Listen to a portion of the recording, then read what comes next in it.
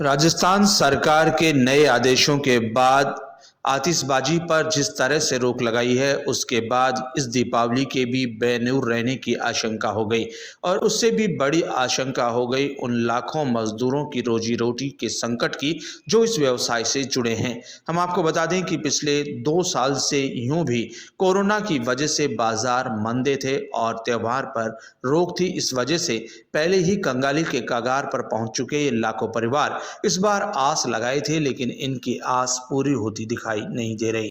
जयपुर व्यापार महासंघ के अध्यक्ष सुभाष गोयल और महामंत्री सुरेंद्र बज ने राजस्थान के मुख्यमंत्री अशोक गहलोत को पत्र लिखकर गृह विभाग राजस्थान द्वारा सभी प्रकार की आतिशबाजी को बेचने और चलाने पर लगाए गए प्रतिबंध को हटाने की मांग की है।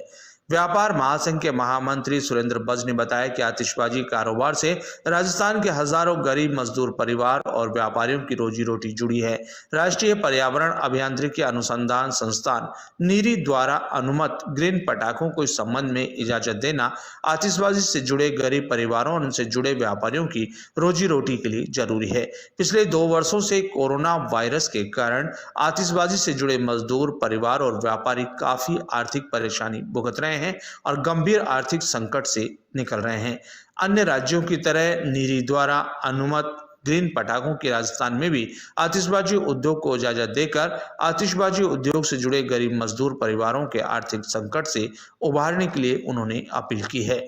महासंघ के कार्यकारी अध्यक्ष हरीश केडिया व वरिष्ठ उपाध्यक्ष सुरेश सैनी ने मांग की कि अब राजस्थान में कोरोना महामारी की भयावहता न्यूनतम हो गई व राज्य सरकार द्वारा लगभग सभी क्षेत्रों को खोल दिया गया है, तब पटाखा व्यवसाय से जुड़े कारोबारियों को भी राहत दी जानी चाहिए।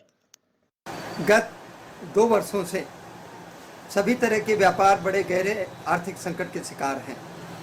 पटाखा व्यवसाय को भी देखें तो इस उद्योग से जुड़े हुए हजारों कारीगर व उनके परिवार व इस उद्योग से जुड़े हुए व्यापारी काफ़ी गहरे आर्थिक संकट के शिकार हैं।